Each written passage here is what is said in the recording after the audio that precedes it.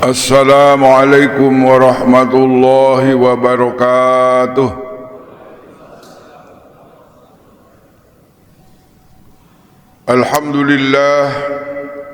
Alhamdulillahilladzi arsala rasulahu bil huda wa dinil haqq liyuzhirahu ala dini kullihi wa kafa billahi syahida. Asyhadu an la ilaha illallah wa asyhadu anna Muhammadan abduhu wa rasuluh. La nabiyya ba'dah. Allahumma salli ala Muhammadin wa ala ali Muhammad kama sallaita ala Ibrahim wa ala ali Ibrahim wa barik ala Muhammadin wa ala ali Muhammad kama barakta ala Ibrahim wa ala ali Ibrahim fil alamin innaka Hamidum Majid. Amma ba'du. Faqad qala Allah ta'ala fi kitabihil karim, a'udzu billahi minasy syaithanir rajim. Bismillahirrahmanirrahim. Wa nunazzilu minal Qur'ani ma huwa shifaa'un wa rahmatun lil mu'minin wa la yazidu zalimina illa khasara.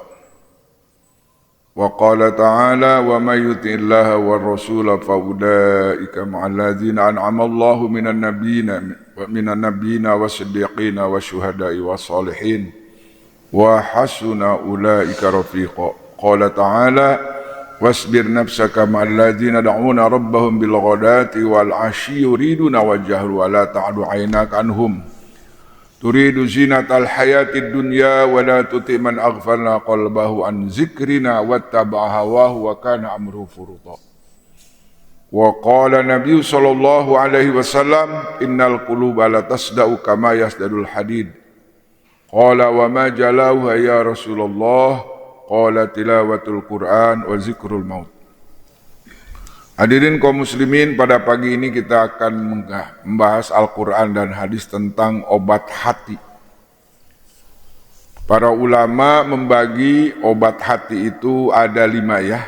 Yang pertama, membaca Al-Quran dengan catatan bitadabburil makna, harus paham maknanya. Yang kedua, wabil batnil khola, harus banyak mengosongkan perut. Artinya di sini para ulama mengatakan batnil khola ini puasa. Baik puasa Senin Kemis, puasa Daud, itu akan mempengaruhi pengobatan. Yang ketiga adalah watadarru bisahar.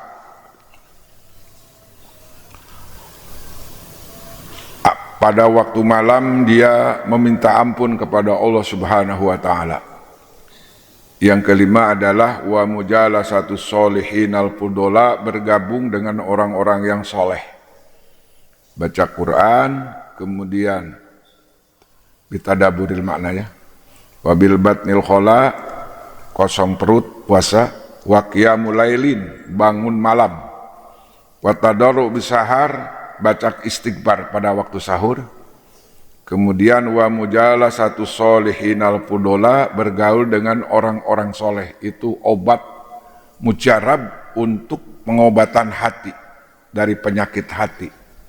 Sekarang kita yang diekspos, yang diiklankan itu penyakit mata, penyakit telinga, yang diekspos di mana, di YouTube, di mana tuh, di TikTok. Obat incok, obat asam urat, itu obatnya sudah disiapkan. Darah tinggi, apalagi banyak ya penyakit ya, saraf kejepit ada sekarang, banyak obat, obatnya ada. Tapi Al-Quran ini sebenarnya multi, bisa pakai pengobatan, justru dibikin alternatif. Di Indonesia itu Quran itu dibikin alternatif, padahal bukan alternatif. Bukan alternatif, solusi ya Al-Quran itu. Bisa mengobatan zohir batin, bisa mengobatan jasmani, dan bisa mengobatan rohani, itu Al-Quran. Di zaman Rasul ada orang yang dipatuk ular, diobat. Pengobatannya bukan pakai daun daun sembung, bukan. Pengobatannya surat Al-Fatihah, itu bisa sembuh tuh zaman Rasul. Ada orang dipatuk ular, sebagian kala jengking, itu diobatin dengan orang sahabat itu yakin Fatihah itu bisa mengobati, diobati itu kepala desa, sembuh. Tapi harus yakin, jangan ragu-ragu. Dibikin, kalau sekarang kan ada ruqyah ya, ada ruqyah. Itu ruqyah itu zaman Rasul sudah ada ruqyah. Tapi di sini kita akan berbahas tentang pengobatan hati. Sebelum kita berbicara obat hati, penyakit hatinya dulu. Penyakit hati yang paling dahsyat itu diantara syirik. Syirik, orang diciptakan oleh Allah, langit dari Allah, semuanya dari Allah, kehidupan dari Allah, yang menghidupkan, mematikan Allah, yang menciptakan 7 lapis bumi Allah, yang menciptakan malaikat, gunung, lautan, malaikat semuanya ciptaan Allah, gitu. Ternyata dia mengakui ada Tuhan selain Allah. Apa Tuhannya? Roro Kidul. Saya kemarin, udah lama ya, katanya tanggal 8/12 Maulid, kalau saya mah katanya ke Laut Kidul kan.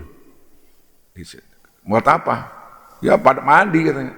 Di situ ada Roro Kidul kan, astagfirullah. Tapi sholat itu syirik, bukan syirik kopi, syirik jali itu. Ongkoh sholat ka Gusti Allah, tapi percaya ka Roro Kidul. Itu syirik, penyakit yang paling dahsyat. Bahkan Al-Quran mengatakan inna syirka la zulmun azim, sesungguhnya syirik itu adalah zolim yang paling tinggi. Itu penyakit. Bisa diobatin? Bisa. Dengan apa? Dengan Al-Quran. Menjawabkan kul huwallahu ahad, Allahus somad, lam yalid walam yulad walam yakul lahu. Itu obatnya. Wa ilahukum ilahu wahid, la ilaha illahu. Itu penyakit yang diobatkan dengan Al-Quran. Banyak hari ini umat Islam ongkoh mengucapkan la ilaha illallah lidahnya, tapi hatinya masih berselingkuh, masih ada keyakinan kekuatan salian daripada Allah. Ini bahaya, gitu. Itu penyakit, itu harus diobatin. Cuman Al-Quran bisa jadi obat kalau Al-Quran itu ditadabur maknanya, harus paham maknanya baru jadi obat. Afala yatadabbaruna al-Qur'ana am ala qulubin aqfaluha. Kenapa wahai umat Islam kamu membaca Fatihah bolak-balik, Yasin bolak-balik, tapi ditanya artinya paham tidak tahu? Jawabnya apa artinya? Al-yauma akmaltu lakum. Apa al-yauma nakhtimu ala afwahihim? Jawabnya and no, tidak tahu. Padahal baca Yasin sering dia, tapi dia tidak paham kandungan al-yauma nakhtimu ala afwahihim. Itu tidak akan jadi obat. Maka saya terkejut ungkapan Siti Aisyah radhiyallahu anha, aku lebih suka membaca surat Iza zulzilatil ardu dengan pemahaman daripada orang yang khatam Quran beberapa kali.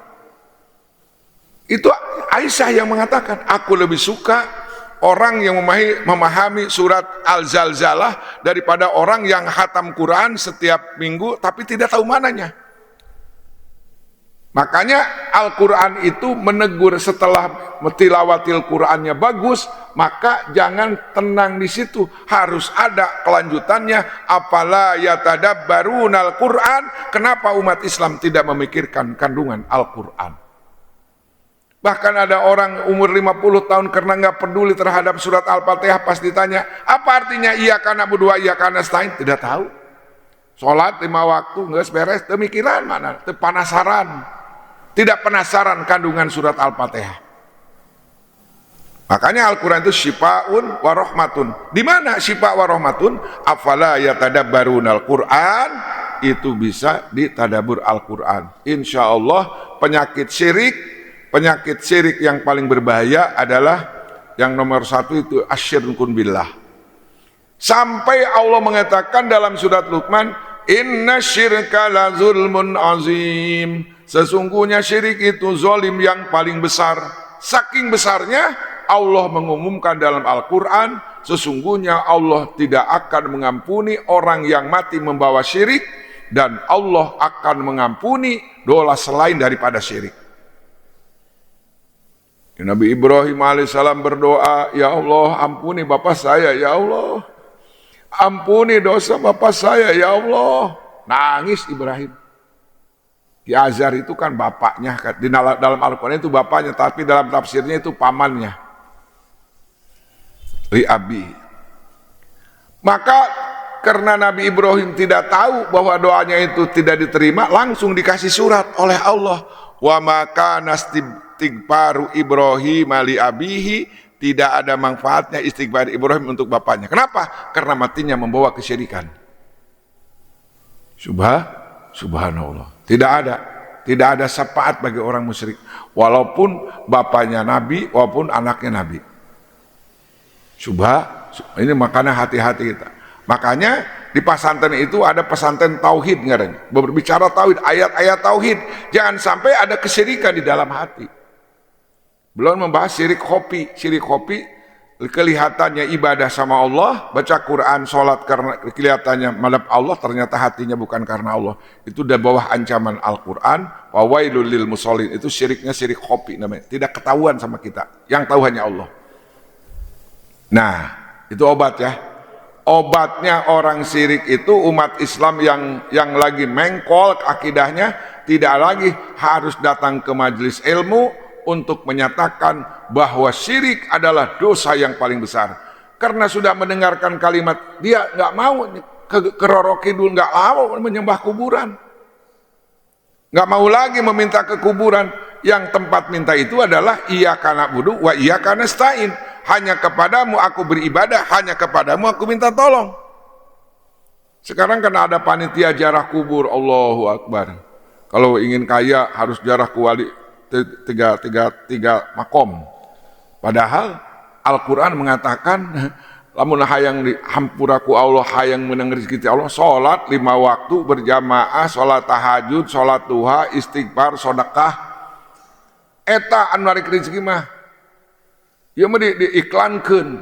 Lamun maneh sejarah kaditu tuh babaturan orang ge beunghar. Atuh jelema-jelema bodoh bah datang ka kuburan, menta ka kuburan. Geus beda, geus bertentangan jeung Al-Qur'an, iyyaka na'budu wa padahal jarah itu tujuannya bukan untuk minta, untuk berdoa kepada yang sudah mati dan mengingatkan bahwa kita akan mati. Waktu di Mekah Nabi melarang, kuntu nahaitukum an ziyaratil kubur. Dulu saya waktu di Mekah, masyarakat sahabat tidak boleh ziarah ke kubur. Kenapa? Karena sahabat itu mantan-mantan musyrik, mantan-mantan penyembah berhala, imannya kurang kuat. Nah, setelah hijrah ke Madinah baru boleh ziarah. Fa innahu tuzakkirul maut. Ziarah itu adalah untuk mengingat bahwa kita akan mati, bukan dipenta. Kakang jeung Rasul lain dipenta, ngadoakeun cing hade. Tidak ada perintah Al-Quran supaya kita minta sama Nabi, tidak. Diperintah sama Allah, ya ayyuhalladzina amanu shollu alaihi wasallimu taslima. Wahai orang yang beriman, bersolawatlah engkau kepada Nabi, berbaca salamlah kamu kepada Nabi dengan salam yang sempurna. Lain minta kakang jeung Nabi. Bertentangan dalam urang minta ka Kangjeng Nabi, bertentangan dengan firman Allah, iyyaka na'budu wa iyyaka nasta'in. Bertentangan dengan Allahus Somad, Allah tempat meminta. Nabi juga mintanya sama Allah, dan Nabi belum pernah menyuruh supaya minta kepada dirinya sendiri. Tidak. Nah, ini penting akidah ini, subhanallah, banyak. Nauzubillah min dzalik. Mengerikan sekarang, lihat fenomena ya. Syirik. Allahu Akbar. Bahkan lebih dahsyat lagi, innahu may yusyrik billah faqad harramallahu alaihil jannah. Orang yang syirik kepada Allah diharamkan masuk surga. Haram.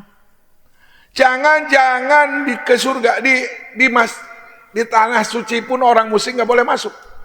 Wilayah haram, haramain, Madinah, Mekah ada ataupun batasan haramain itu diumumkan di dalam surat At-Taubah, innamal musyrikuna najasun fala yaqrabul masjidal harama ba'da amim hadza. Sesungguhnya orang-orang musyrik itu dinajiskan. Mengerikan itu Quran ya. Najis, najis kan kalau kita kena salat kena najis kan batal. Itu tanah suci, jangan-jangan tanah surga, tanah suci Mekah tidak boleh dimasukin, tidak boleh dikatain sama orang musyrik. Mengerikan. Karena mudah-mudahan kita yang hadir di sini bersih, steril dari kemusyrikan. Amin ya robbal maka perbanyak kalimah la ilaha illallah dan harus tahu hakikat makna la ilaha illallah. Itu obatnya kalimah tauhid. Allahu akbar. Subhanallah. Allahu akbar. Itu syirik. Yang kedua, sifat sombong. Ini sombong juga, mengerikan juga. Iblis dibenci oleh Allah bukan karena bodoh. Pintar iblis tuh. Pintar iblis. Pengetahuan ilmu gaib tahu, tentang keadaan surga tahu. Ilmu goyabat tahu di iblis. Kenapa iblis dikutuk sama Allah? Bukan karena tidak punya ilmu, karena sombong. Ana khairum minhu, I am the best. Saya lebih hebat daripada Adam. Adam diciptakan dari tanah, sedangkan saya dari api. Bodoh. Tina pinter jadi bodoh. Sombong bisa membawa kebodohan. Dengan kalimat itu iblis diharamkan untuk masuk surga untuk selama-lamanya. Aba wastakbara wa kana minal kafirin. Setelah diperintah oleh Allah itu iblis supaya menghormati Adam dan Hawa, dia menolak. Dia alasannya saya lebih hebat daripada Adam. Karena Adam diciptakan dari tanah, saya dari api. Aba, menolak. Kedua, wastakbaro, ngerasa gede, sombong. Sedangkan sombong itu dalam hadis qudsi, al-kibriya uridai, sombong itu adalah selendangku. Itu kata bahasa hadis qudsi. Al-kibriya'u ridai, kesombongan itu adalah selendangku. Umpaman takabbaro faqad naza'a ridai, barang siapa yang sombong berarti telah mengambil selendangku. Tukang kebon, bosnya Pak Jenderal, pangkat 4, bintang 4. Pas dia jenderalnya lagi keluar, dicoba-coba itu tukang kebun pakai baju jenderal. Datang tamu, siap, hormat Pak Jenderal, ternyata tukang kebon. Pas datang, jenderalnya marah nggak kira-kira? Siap tukang kebon wani-wanan, wani-wani kamu berani-berani pakai baju gua. Itu bintang 4 kamu, lu nggak pantas tukang kebon lu. Pakai baju jenderal bintang 4, baru. Nah, orang sombong itu sama dengan mengambil selendang Allah. Maka mengerikan juga Pak, sifat sombong itu. La yadkhulul jannata man kana fi qalbihi min kibir. Misqalu min kabir. La yadkhulul jannata man kana fi qalbihi misqalu dzarratin min kibir. Tidak akan pernah masuk surga manusia punya sifat sombong. Sombong kenapa? Karena jabatan bisa sombong. Firaun karena jabatan sombong sampai mengaku jadi Tuhan. Ki Qarun sombong karena jabatan. Ubay bin Khalaf karena sombong karena dia ahli politik, penjilat. Ki Haman itu Ki Haman. Allahu akbar. Namrud sombong karena jabatan. Allahu akbar. Jangan-jangan Firaun, jangan-jangan Namrud misqalu dzarratin min kibir, sebesar zarrah di hatinya ketika sakaratil maut membawa sifat sombong, tidak akan pernah masuk surga. Apa obatnya apa? Al-Qur'an. Barangkali ada orang sombong dengan jabatan, rajin menerat kebesaran Allah. Ada orang sombong karena harta, rajin-rajinlah mendengar kebesaran Allah. Orang yang ibadahnya sombong, rajin-rajin menjalani kebesaran Allah. Kata Adi Hidayat, paling berbahaya orang sombong karena ibadah. Paling bahaya itu. Kalau sombong karena harta, Firaun juga bisa. Ki Qarun juga bisa. Sombong karena harta, Ki Qarun bisa. Korong jabatan, Firaun juga bisa. Tapi yang paling berbahaya adalah sombong karena ibadah. Allahu akbar. Di zaman Rasul ada orang ibadahnya full time, siang malam, dipuji-puji sama sahabat. Sahabat sedang ada riung begini, kumpul-kumpul gitu kan. Sedang memuji seseorang di mana seorang itu ahli ibadah, mengalahkan semuanya. Sampai sahabat-sahabat pun merasa kalah, kagum dengan kehebatan ibadah seseorang itu. Kemudian Rasulullah datang. Sedang apa kalian? Didengar ternyata sedang memuji-muji orang yang ahli ibadah. Ternyata orang ahli ibadah itu datang. Ya Rasulullah, itulah yang saya ceritakan itu tuh, yang ahli ibadah. Nabi diberikan basyirah. Aku tahu kau datang, di dalam hatimu tersilat apa namanya, kata orang Sunda mah diusap setan. Kamu merasa hebat daripada yang lain di hatimu. Bala ya Rasulullah, betul Rasulullah. Dalam hati saya merasa paling hebat. Saking malunya dia kabur. Ketahuan sama Rasul bahwa dia pas datang ke wilayah sahabat, halayak sahabat, dia di hatinya merasa lebih hebat daripada yang lain. Dia kabur. Maka diramalkan oleh Nabi, orang itu akan jadi pengacau umat Islam. Lagi kalau ada orang yang ngaku ahli ibadah, sombong ibadah, dia tidak menerima kebaikan dari orang.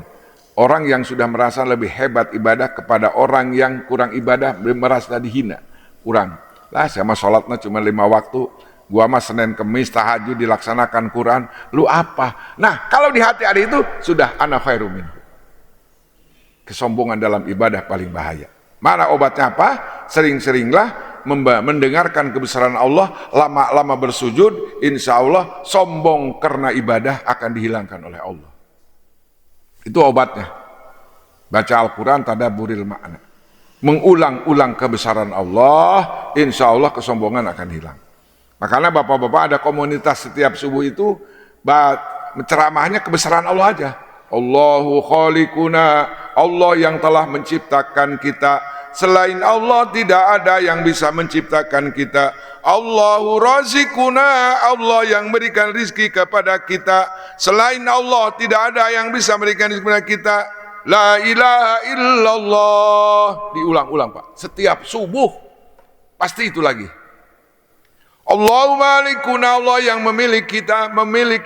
Allahu malikuna, Allah yang merajai kita. Selain Allah tidak ada yang raja. Yang jadi raja yang sebenarnya adalah Allah. Yang memiliki kita adalah Allah. Yang menciptakan langit Allah. Yang memiliki langit dan bumi Allah. La ilaha illallah. Masuk ke dalam hati, datang kebesaran Allah, maka insya Allah tidak akan sombong. Kalau di hati kita ada kebesaran Allah, insya Allah tidak akan sombong karena harta, jabatan tidak. Karena dia menyikitin semuanya dah dari Allah. La ilaha illallah, la haula wa la quwata illa. Saya bisa punya ilmu dari Allah, saya hidup kerja dari Allah, saya punya rezeki dari Allah, gitu kan? Punya kepintaran dari Allah, jadi tidak ada apa-apanya. Itu obat sombong, karena obat sombong itu kebesaran Allah. Ya, syirik, kemudian sombong. Yang kedua adalah riya, yang ketiga adalah riya, penyakit riya. Itu riya juga bahaya itu. Riya, seperti tadi orangnya ingin dipuji sama Allah. Dalam Al-Quran siapa yang riya diabadikan dalam Al-Quran, orang yang riya itu di zaman sahabat adalah orang munafik. Terangkan dalam surat An-Nisa. Wa idza qamu ila sholati qamu kusala yura'una an-nasa wa la yazkuruna Allah illa qalila muzabzabina baina zalik. Sesungguhnya orang munafik itu hidup mentalnya itu yukhdi'ullah. Jangan-jangan Allah juga mau ditipu. Orang munafik saking bodohnya Allah mau ditipu. Walladzina amanu, orang mukmin akan ditipu. Kata Allah, wa ma yaqda'una ilam. Orang munafik tidak menipu Allah, tidak akan bisa menipu orang beriman illa anfusahum, kecuali kepada dirinya. Itu orang munafik. Jadi orang munafik itu sholatnya riya. Kalau sudah sholatnya riya, yang lainnya juga riya. Nanti puasanya riya, sedekahnya juga riya, karena sholatnya sudah riya. Ingin dilihat. Padahal sholat itu perintah Allah, kenapa ingin ditilai sama manusia? Seorang guru berikan ujian penilai, pas udah beres melaksanakan ujiannya, lapor ke Hansip, Hansip tolong ditilai. Marah guru, siapa yang beri soal? Kamu sama aku yang bikin soal, kenapa kamu ingin penilaian sama Hansip? Salah alamat. Allah yang memberitakan sholat, kenapa ingin ditilai sama manusia? Makanya Allah marah. Fawailul lil musallin alladzina hum an sholatihim sahun. Itu menapa? Itu riya, Masya Allah. Meruksak daripada amal.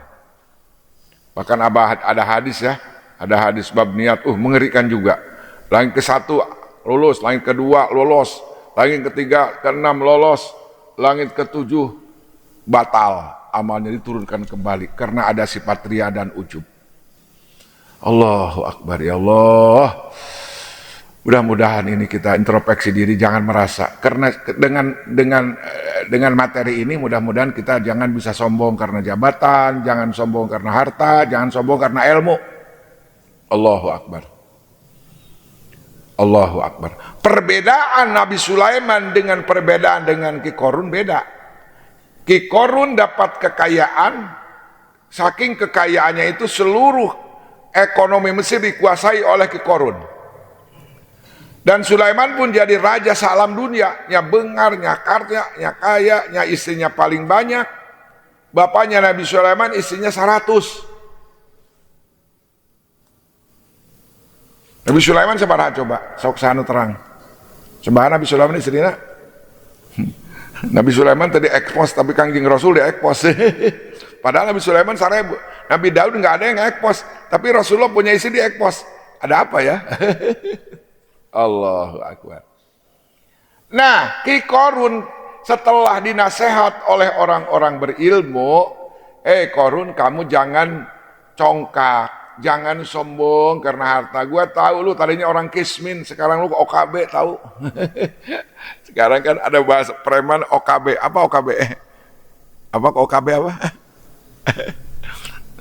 Urut jalan mamarat bengar ya, OKB enggak ada. Salah salting. Ki Korun itu tadinya orang miskin, jadi orang kaya. Dinasehat sama orang-orang yang berilmu. Korun jangan sombong. Apa jawabnya? Innama utituhu ala ilmin indi. Saya kaya raya hasil prestasi saya. Sombong itu. Akhirnya sama Allah ditenggelamkan. Sampai hartanya ditenggelamkan. Makanya sekarang di Garut cari harta karun. Ternyata di Garut ayah, terus di Sumedang cari harta karun. Padahal tenggelamnya di Mesir. Tapi sekarang cek mainnya bisa wae cenah jalan ka dieu cenah timbulna kos belut. Astagfirullahaladzim. Harta karun. Kenapa Allah tenggelamkan Ki Korun? Karena kesombongan dengan hartanya, dia mengakui bahwa kekayaan hasil karya dia sendiri. Beda dengan Nabi Sulaiman. Ketika Nabi Sulaiman beri kekayaan semuanya, daratan, lautan, burung-burung, bisa ngobrol dengan binatang, apa yang diucapkan oleh Nabi Sulaiman? Hadza min fadli Rabbi. Ya Allah, ini kurnia dari Tuhanku. Saya tidak punya apa-apa. Saya dibengharkeun ku Allah, dipinterkeun ku Allah, teu boga nanaon. Ieu mah kurnia ti Allah. Salamat. Maka doana Rabbi auzi'ni an asykura nikmataka allati an'amta alayya wa ala walidayya wa adkhilni bi rahmatika fi ibadika sholihin, ayat 19 surat An-Naml. Sedangkan surat Al-Ahqaf 15 mah rada beda. Rabbi auzi'ni an asykura nikmataka allati an'amta alayya wa ala walidayya wa an amala sholihan tardahu wa aslih li fi dzurriyyati inni tubtu ilaika muslimin. Allahu Akbar. Nah, jadi sifat sombong itu, sifat sombong ku harta, ria, ingin terpuji, itu obatnya ternyata Al-Quran. Sering-sering membaca Al-Quran, bitadabburil makna, harus tahu maknanya. Coba kalau kita tahu hadir ketika sholat, iyyaka na'budu wa iyyaka nasta'in. Setelah kita mendengarkan, membaca surat Rahman Rahim, Allah Maha Kasih Sayang, segala puji milik Allah, Allah Maha Kasih Maha Sayang, Allah Raja di Raja yang menjadi Raja di hari kemudian, bahkan hari Malikal Mulki, Raja di Raja. Di sana akan merasa sahdu kita di hadapan Allah. Iyyaka na'budu wa iyyaka nasta'in. Nikmat Pak. Kalau kita tahu keberadaan Allah, sifat-sifat Allah dalam. Ketika mengucapkan iyyaka na'budu wa iyyaka nasta'in, beda jeung jalma anu teu nyaho hartina. Maka kenapa sudah salat tarawih aya 7 menit 10 menit anggeus 20 rakaat. Geus teu mikiran maknana eta mah. Super. Jadi di Indonesia mah hebat. Aya nu tarawih 20 rakaat 10 menit beres. Pas ditempo dina videona bismillahirrahmanirrahim. Ben, Allahu Akbar. Pas diuk assalamualaikum. Cek urang kumaha tahiyatna eta? Ditanya, itu yang penting tidak bertentangan dengan syariat. Bertentangan can cek mah. Bagaimana kita tadaburul makna komunikasi dengan Allah ketika kita mengucapkan iyyaka na'budu wa iyyaka nasta'in. Makanya saya alhamdulillah pernah tarawih di Masjidil Haram. Nggak ada bedanya sholat isya dengan tarawih, nggak ada bedanya. Tapi coba-coba di kampung Pak jadi imam tarawih. Bismillahirrahmanirrahim. Alhamdulillahi rabbil alamin. Apa ngomongnya? Dak, itu mah tarawihna kok sholat cenah. Paham nggak Bapak? Itu mah tarawihnya seperti sholat katanya. Jadi menurut dia tarawih itu bukan sholat. Subhanallah. Mudah-mudahan ya negeri Indonesia cepat bisa diperbaiki ya dengan Al-Quran dan Sunnah baginda Nabi Muhammad Sallallahu Alaihi Wasallam. Allahu Akbar. Sado ya, syirik, kemudian takabur, riya, kemudian apalagi sum'ah. Kalau riya hubungannya dengan komunikasi penglihatan, kalau sum'ah ingin masur, terdengar. Jadi kalau orang buta itu nggak mungkin orang buta bisa melihat, tapi biasanya orang buta itu pendengarannya cerdas. Nah, itu orang ahli ibadah depan orang buta ngomong, aing tukang ibadah, aing tukang burabere, aing geus munggah aja. Padahal dia buta, susebab aya ceulina deh, eta sum'ah ngaranna, hayang kadenge ku ceuli. Hubbus syahroh. Jadi yang membuat komunikasi, yang membuat terpesona itu kedengeran, kelihatan. Subhanallah. Ingin dilihat, ingin didengar. Itu bahaya, ngaruksak ibadah. Allah Akbar. Selanjutnya al-hasad. Nah ini na'udzubillah min zalik. Penyakit hasud. Saya dulu nggak paham Pak. Ada satu hadis atau hikayat. Iblis itu dagang hasud, dagang sombong, dagang koret. Sifat sombong itu lakunya dengan orang jabatan. Sifat sombong. Firaun buktinya. Orang koret itu tukang dagang. Tukang dagang itu dalam boga iman koret. Kenapa? Capek. Tukang tani itu capek. Meli pupuk. Kudu nungguan. Jola nu minta dibere, diminta sumbangan. Mere 10.000. Alhamdulillah. Besar 10.000. Namun sebabnya menang capek. Cepat koret datang. Lam jalma iman memual koret, mual sajan tukang tanya oke. Al-bakhil wal iman la yajami'ani, koret dengan apa, dengan koret dengan itu mual ngahiji. Itu koret. Kemudian hasud. Itu dibelinya sama orang pinter. Saya nggak paham itu Pak. Nggak mungkin seorang orang pinter punya penyakit hasud. Pas ditanya membaca Al-Quran, ternyata ulama-ulama Yahudi yang hatinya sakit tidak menerima kenabian baginda Nabi Muhammad sallallahu alaihi. Kenapa? Hasadan min indian pusihim. Ulama-ulama Yahudi hasud di hatinya, tidak menerima kenabian Rasulullah. Kenapa? Bukan turunan Ishak. Penyakit kene. Sampai hari ini tidak menerima orang-orang yang benci dengan orang Islam itu karena diantaranya mereka tidak menerima Rasulullah turunan Ismail. Marah dia. Sampai hari kiamat Yahudi benci sama umat Islam. Al-Quran mengatakan wal qaina bainahum. Siapa yang balam benci terhadap orang beriman? Orang Yahudi. Makanya yang bikin ramai sekarang kan orang Yahudi, Israel, Zionis. La tajidanna asyaddan nas adawatan ladzina amanul yahud. Engkau Muhammad akan mendapatkan, akan bertemu dengan orang yang paling benci terhadap orang iman adalah orang Yahudi. Kenapa sih? Padahal orang pintar. Iya orang pintar, cuman punya penyakit hasud. Hasud itu tidak senang kalau orang dapat nikmat. Yang paling bahaya mengharapkan orang menikmat itu supaya cepat mati, kebakaran segala macam. Itu hasud yang paling tinggi. Ternyata saya kaget dulu waktu mesantren, hasud itu dibelinya sama orang pintar katanya. Sekarang di Mames yang media yang berantem orang bodoh atau orang pintar? Di Mames dia sekarang, kita tonton sekarang. Baik orang politik, baik orang yang membawa agama. Masalah puru, wih jadi tontonan, jadi konten. Aduh, salah. Kiai jeung kiai debat, beda kita, beda guru, nya pugu beda atuh. Ieu mati Mesir guruna, ieu mati Madinah atuh beda. Perang wae mal eureun-eureun. Kitabna beda, guruna beda. Perang. Anu bingung saha jelema bodoh, kumaha ieu kiai cenah paraseha, urang jelema bodoh ngilu ka mana? Ayo sia di dinya tah. Fitnah.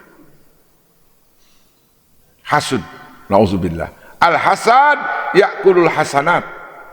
Kama takulun naru al-hatoba. Hasud itu bisa menghancurkan amal ibadah. Salat hancur, puasa hancur gara-gara punya penyakit hasud, nauzubillahimin. Sampai orang hasud itu bari maehan, berani membunuh. Di Madinah ada keluarga tukang sihir. Namanya Lubaid bin Asom. Istrinya tukang sihir, putrinya tukang sihir. Itu Nabi disihir, Pak. Kalau saya bukan tafsir, saya nggak mau baca itu. Asbabun nuzulnya. Lubaid bin Asom. Kenapa sih Nabi dapat disihir? Itu hanya pelajaran buat kita. Nabi itu adalah ayah Aaron Basariyah. Waktu perang Uhud, jatuh giginya jatuh. Matanya pernah tertancap itu. Darahnya manusia. Allahu Akbar. Nah, Nabi disihir karena Nabi dimaksum oleh Allah diturunan ku malaikat Jibril bawakan surat Al-Falaq wal Nasi, baru sihirnya sembuh. Maka kalau kita kena sihir, jangan cari obat yang paling mujarab. Eta we kul a'udzu birabbil falaq wal birabbin nas, eta ubar sihir asal yakin. Hasud paling bahaya. Al hasud la yasud. Orang hasud tidak akan pernah bahagia. Allahu Akbar, Allahu Akbar, Allahu Akbar. Obatnya apa? Wa nunazzilu minal Qur'ani ma huwa syifaa'un wa rahmatun lil mu'minin. Kalau kita terjangkit penyakit hasud, sering-seringlah baca Al-Qur'an, dengerin kandungan Al-Qur'an, insya Allah jadi obat. Kudu tahu artinya. Allahu Akbar. Satu, syirik, apa lagi? Tadi sudah sombong. Nah, kemudian apa lagi tadi? Riya, sum'ah, hasud. Sekarang yang keenam, ujub. Apa itu ujub? Membanggakan diri. Bangga. Dan saya heran, banyak yang menghormat sama saya katanya. Ujug-ujug ngomong gitu Datang saya tuh nggak sangka itu masyarakat saya pada hormat saya, padahal saya biasa. Padahal itu ujub, itu mengherankan, membanggakan diri. Bangga dengan anak, bangga dengan istri, bangga dengan kekayaan, itu ujub. Kenapa perang Hunain kalah? Ayo. Kenapa Allah kalahkan perang Hunain? Lihat dalam surat At-Taubah. Wa yauma Hunainin idz a'jabatkum kasratukum falam tughni syai'a. Waktu perang Hawazin, tentara pasukan Muhajirin Ansor kumpul 12.000 pasukan menghadap 6.000. Kata sahabat di dalam hatinya direkam ku Allah. Wa yauma Hunainin, dan ingatlah ketika perang Hunain. Idz a'jabatkum kasratukum, kamu ujub bangga karena banyak pasukan. Akhirnya pasukan yang 12.000 tidak ada gunanya, tidak bisa melawan kaum Hawazin, tidak bisa. Bani Hawazin tidak, mampret. Cuman Kangjeng Nabi dengan sahabat-sahabat saat itunya, selainnya kabur karena dijebak. Pas pada di bawah, masuk di bawah tebing, di atasnya batu dilempar, sudah nggak bisa, ada mabur semua. Kenapa? Ya Allah yang mengatakan para sahabat lengah bangga dengan banyak pasukan. Tapi waktu perang Badar, berapa perang Badar? Ayo, tanya pasukan kita 313 melawan 1000, kalah Badar, orang kafir kalah. Kenapa? istuning bulan Ramadan, perang dalam keadaan perih, dapat pertolongan Allah Subhanahu wa taala. Kemudian Talut melawan 10.000, 313 melawan 10.000 kaum Jalut. Fahazamuhum biiznillah. Kaum Talut yang 313 bisa mengalahkan kaum Jalut 10.000. Jadi kalau ada ujub saja. Nah sekarang apakah ada di dalam diri kita, apakah ada di dalam masyarakat kita, apakah ada di dalam pejabat kita yang punya sifat sombong, ria, ujub? Allahu Akbar, nauzubillah min sum'ah. Kemudian apalagi? Dendam. Wah ini paling bahaya ini dendam. Allahu Akbar. Kenapa kaum Nabi, saudara-saudara Yusuf sampai berani melempar ke sumur? Kenapa? Ayo. Nabi Yusuf, saudaranya sebapak, sampai dilempar ke sumur oleh saudaranya yang 10. Ada apa di hatinya? Ada sifat hasud. Tidak senang Nabi Yusuf terlalu dicintai oleh Nabi Yakub. Dilempar ke sumur. Dalam musyawarahnya dibunuh, dalam musyawarah terakhir yang dibunuh, lempar aja ke sumur. Itu penyakit hasud itu bisa ngebunuh saudara, bisa neluh. Oh, auzubillahi min dzalik. Penyakitnya, obatnya apa? Wa nunazzilu minal Qur'ani ma huwa shifaa'un wa rahmatul lil mu'minin. وَلَا يَزِيدُ الظَّالِمِينَ إِلَّا خَسَارًا. Orang yang masih ada iman, kalaupun terjangkit penyakit santan ini, insya Allah bisa diobatin. Tapi kalau diobatin tetap sombong, syirik tetap ada. Itu kan? Hasud masih nempel. وَلَا يَزِيدُ الظَّالِمِينَ. Tidak akan jadi obat dan rahmat Al-Quran kepada orang sombong. Siapa? Pada orang sombong. Tidak menerima kepada Al-Quran. Bagaimana akibatnya orang yang menolak Al-Quran? Dalam surat Toha disampaikan, wa man a'rada 'an dzikri fa inna lahu ma'isyatan dhanka wa nahsyuruhu yawmal qiyamati a'ma.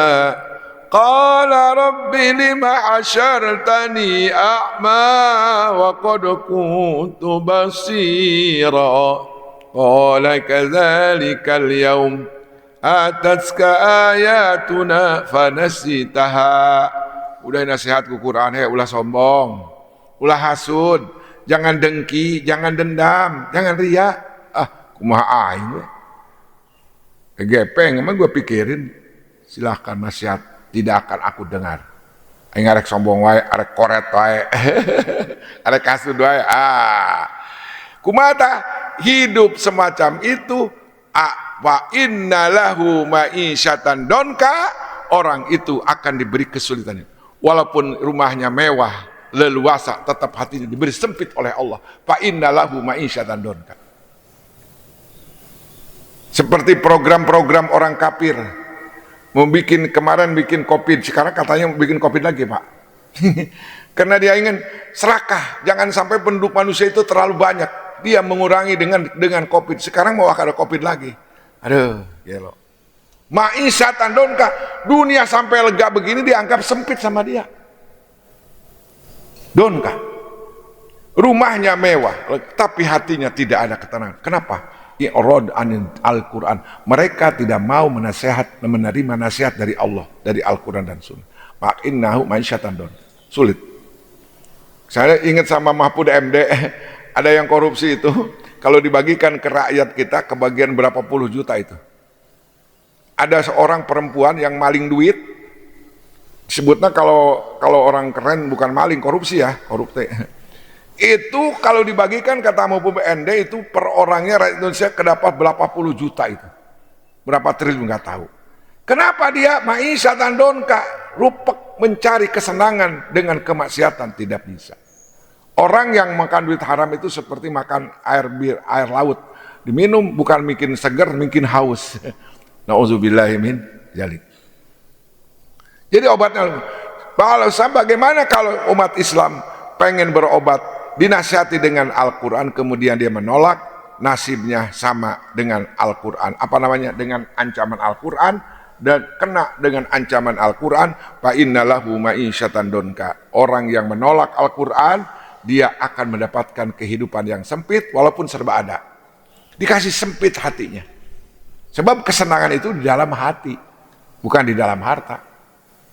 Allah berikan kesenangan bukan di dalam harta, bukan di dalam jabatan, tidak. Ketenangan ada di dalam agama yang sempurna. Orang mulia bukan, Allah tidak memandang kekayaan, karena Ki Korun paling kaya, Allah hinakan karena nggak ada agama. Nggak menerima kepada ajaran nasihat Nabi Musa alaihi salam. Makanya jangan sampai kita ada dendam dengan orang mukmin. Doanya apa? Apal ya? Rabbana ighfir lana wa li ikhwanina alladzina sabaquna bil iman wa la taj'al fi qulubina ghillan lil ladzina amanu Rabbana innaka raufur rahim. Wala taj'al fi qulubina ghillan, ya Allah jangan hati merasa gila. Gila teh geus pakai bahasa Sunda. Aing ku gila kasih eta. Tersep gila teh, enggak suka. Enggak mau ketemu. Kalau lihat wajahnya enggak mau. Dengar suara juga enggak mau. Ah, ada si itu. Kenapa kamu enggak situ? Aduh, enggak suka kan. Enggak nyaman ada orang itu, enggak suka. Itu gilan itu namanya. Ya Allah, jangan sampai hatiku merasa gila, merasa hewa, merasa keheul ka jalma mukmin. Wala taj'al gila. Rabbana innaka raufur rahim. Jadi kembali gitu ya. Satu, Al-Qur'an, tadabbur Al-Qur'an. Kemudian apalagi yang kedua adalah puasa. Puasa itu juga dari Al-Qur'an ya. Dari Nabi, mutasihu. Puasa itu adalah obat. Obat sehat lahir batin. Yang ketiga adalah apa?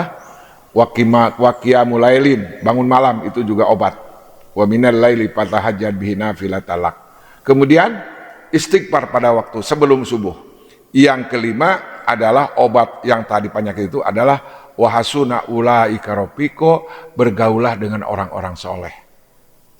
Kalau kita rajin ada pengajian, habis sholat pengajian, habis sholat pengajian. Di sini kan komplit tadi deh, tasawufnya ada, Qurannya ada, hadisnya ada, komplit pokoknya malah. Setiap pagi ada. Oh, diobatin terus kita mah. Kalau nggak ada pengajian, bisa penyakit. Imam Mausuli ditanya sama muridnya, wahai Imam Mausul, bagaimana kalau Allahumma sholli ala sayyidina Muhammad wa ala ali sayyidina Muhammad. Imam Mausuli bertanya, bagaimana manusia kalau tidak makan 3 hari 3 malam, tidak makan obat? Kata muridnya, mati. Menurut perhitungan. Nah, kata Imam Mausul, wa kadzalikal qalbu, demikian pula hati kalau 3 hari tidak mendapatkan nasihat, mati hati kita. Kalau sudah mati hati, masya Allah, summun bukmun fahum layar. Mau dari mana sehat? Jalan pai hati. Allahu Akbar. Makanya pahalanya besar Pak. Habis sholat, tadabbur Quran, hadis, eta mah lebih daripada 100 rakaat Pak. Lihat padilah Al-Quran, padilah ta'lim Quran. Kalau orang sudah assalamualaikum langsung ta'lim Quran, itu pahalanya lebih daripada 100 rakaat sholat. Ada orang mau sholat sunat, ada orang yang ta'lim Quran, lebih baik duduk. Tahiyatul masjidnya diurungkan, cukup di kiparatan subhanallah walhamdulillah wala ilaha illallah wallahu akbar. Itu harus pakai ilmu Pak. Kita lagi ta'lim Quran, sholat tahiyatul masjid, padahal pahalanya lebih pahala daripada mendengarkan Al-Quran, karena kita nggak tahu. Seperti ada orang, ya udah mau tahiyatul masjid nih, mau sholat qobliyah, baru sarokaat qomat, Allahu Akbar, berhenti udah. Jangan ditulusin, pentingan keneh berjamaah daripada sholat sunat. Udah sampai kan? Berita ini sudah sampai kan? Saya sudah kirim itunya. Visualnya sudah dikirim. Ada orang udah komat. Sudah qomat, diterusin aja sholat sunat. Ketika qad qomati sholat, berhenti sholat sunat, berhenti. Itu kalau pakai ilmu. Kalau ibadahnya pakai ilmu. Kemudian kita mau sholat tahiyatul masjid, di sini ada ta'lim Quran. Maka kalau orang yang punya ilmu pasti dengerin Al-Quran daripada sholat sunat. Saya tak pakai ilmu, lamun tuh pakai ilmu sholat we mana. Udah sunat ninggalkeun wajib. Oke? Paham ya? Jadi obat Quran, obat hati itu yang begitu banyak penyakitnya, obatnya ada 5. 1, tadabburul Quran. Quran harus tahu maknanya. Yang kedua, bangun malam. Tahajud itu obat hati. Ketiga, puasa, bangun malam, istighfar sebelum subuh, kemudian bersahabat dengan orang soleh. Orang soleh luar biasa. Seperti kita bergabung dengan tukang minyak wangi. Pas ketemu dengan saudara kita, teman kita sekolah, kamu sekarang jadi bos tukang wangi. Sini, nih hadiah dari aku, minyak 1000 bulan, 1000 bunga, malaikat subuh, malaikat lohorna, ayah malaikat subuh unggul, tenan. Terus minyak, wah banyak. Ini dicoba. Pas datang ke rumah istrinya, bapak bahagia banget hari ini, wangi bapak. Tadinya bau kelek, bau kesang, tapi kenapa sekarang wangi bapak? Waduh, aku sudah ketemu dengan sahabat tukang minyak wangi, semuanya dicoba. Dan bawa ini satu lagi, dicoba minyak sampai basah aku. Nah itu bergabung dengan tukang minyak wangi itu seperti bergabung dengan orang soleh. Orang soleh itu bergabung dengan orang soleh sama dengan kita punya teman tukang minyak wangi. Tapi kalau coba-coba kita bergabung tukang bobok, tukang tarok, tukang main, tukang judi, tukang gapleh, bersahabat, akhirnya ilu begadang, nyoba main catur begadang 3 jam 3 subuh kaberangan. Tadinya mah rajin kaberang, gak salah gaul. Nah orang yang bergaul dengan si fajir yang tidak baik itu seperti kita bergaul dengan tukang pandai besi. Dia yang bedog, bedog tuh, golok tuh, dibakar, dipantek, mental. Apinya mental sama baju, akhirnya hangus. Datang ke rumah itu bapak bolong, kenapa? Aku nonton tadi lihat bengkel pabrik pabrik senjata, golok segala macam. Ternyata itu dibakar sudah bang, akhirnya mente. Tuh akibat. Maka jangan saya pergaulan, wala tusohib pasikon patarda, jangan bersahabat dengan orang fasik bisa celaka. Sudah waktu isyrok, sudah? Sudah belum? Udah? 5 menit lagi. Nah, kita simpulkan saja ya. Oh, ternyata pagi ini kita tahu penyakit hati itu banyak. Semuanya mengrusak kepada ibadah. Sombong, syirik, takabur, ujub, ria, sum'ah, hasud, ternyata itu merusak amal semua. Obatnya ada 5. 1, tadabbur Al-Quran. Yang kedua, Senin, Kemis atau puasa Daud. Yang ketiga, bangun malam. Yang keempat, istighfar pada waktu sahur. Yang kelima, bergaul dengan orang-orang soleh. Amin ya robbal. Siap melaksanakan ya. Ya Hayyu ya Qayyum ya Dzal Jalali wal Ikram. Allahumma shalli ala sayidina Muhammadin fil awwalin wal akhirin wa barik wa sallim. Wa radhiyallahu ta'ala an kulli sahabati rasul ajmain. Allahumma arhamna bil Qur'an waj'alhu lana imaman wa nuran wa huda wa rahmah. Allahumma dzakkirna minhu ma nusina wa 'allimna minhu ma jahilna warzuqna tilawatahu ana latrafana rajul hujjatan lana ya rabbal alamin. Allahumma arhamna bil Qur'an, Allahumma arhamna bil Qur'an, Allahumma arhamna bil waj'alhu lana imaman wa nuran wa hudan wa rahmah. Allahumma dzakirna minhu ma nusina wa 'allimna minhu ma jahilna warzuqna tilawatahu ana latrafana rajul hujjatan lana ya rabbal alamin. Ya Allah, berikan taufik hidayah untuk selalu baca Al-Qur'an dan berikan kami kepahaman tadabbur Al-Qur'an. Berikan kami rajin, penasaran hati kami ingin tahu kandungan Al-Qur'an supaya Al-Qur'an jadi obat kepada kami ya Allah. Ya Allah, berikan kami kekuatan untuk puasa sunnah, baik sunnah Senin, Kemis maupun puasa Daud ya Allah, agar kami penyakit hati kami bisa sembuh ya Allah. Ya Allah, berikan kekuatan kami untuk bangun malam, Karena bangun malam sudah dijanjikan olehmu ya Allah, asa yab'asaka rabbuka maqaman mahmuda. Ya Allah, berikan kami untuk selalu istighfar di dalam waktu sahur. Karena para sahabat ternyata dengan banyak diabadikan dalam firman-Mu, wabil asharihum yastaghfirun. Sahabat-sahabat Rasulmu pada menjelang subuh dia membaca istighfar. Ternyata istighfar itu bisa menghapus dosa, bisa memudahkan rezeki yang tidak disangka-sangka, bisa menghilangkan kesulitan. Ya Allah, berikan kami sahabat yang soleh, agar kami bisa ada contoh dari mereka, bisa meniru ibadahnya, bisa meniru usahanya, bisa meniru akhlak keluarganya, sehingga keluarga kami jadi baik pula ya Allah. Ya Allah, berikan kami ilmu yang bermanfaat, rizki yang halal ya Allah. Jauhkan kami rizki yang haram ya Allah. Jauhkan kami rizki yang haram ya Allah. Jauhkan kami rizki yang haram ya Allah. Karena kalau perut kami, istri kami, putra kami mendapatkan rezeki yang haram ya Allah, tentunya doa kami tidak dikabulkan oleh-Mu ya Allah. Jangan sekali-kali ya Allah, jangan tumbuhkan daging kami dari harta yang haram ya Allah. Walaupun ada, tolong hancurkan, hilangkan dalam diri kami ya Allah. Karena daging yang haram itu bisa menghalangi doa kami. Bahkan daging bisa masuk ke dalam neraka ya Allah.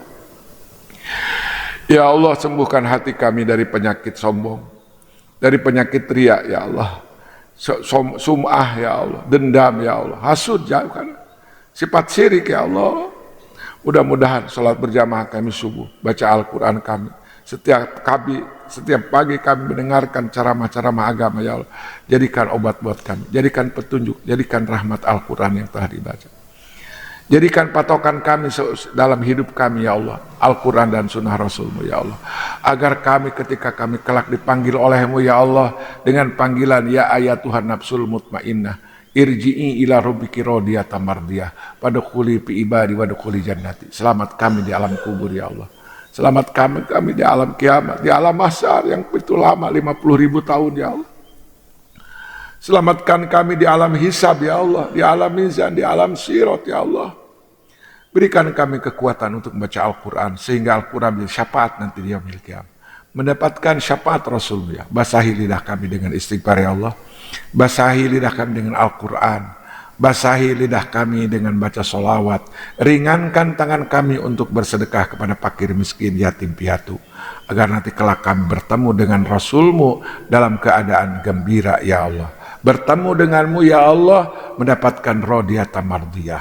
Rabbana atina fid dunya hasanah wa fil akhirati hasanah wa qina azabannar. Subhana rabbika rabbil izzati amma yasifun wa salamun alal mursalin walhamdulillahi rabbil alamin. Subhanallah subhanaka wa bihamdika asyhadu an la ilaha illa anta astaghfiruka wa atubu ilaik. Assalamualaikum warahmatullahi wabarakatuh.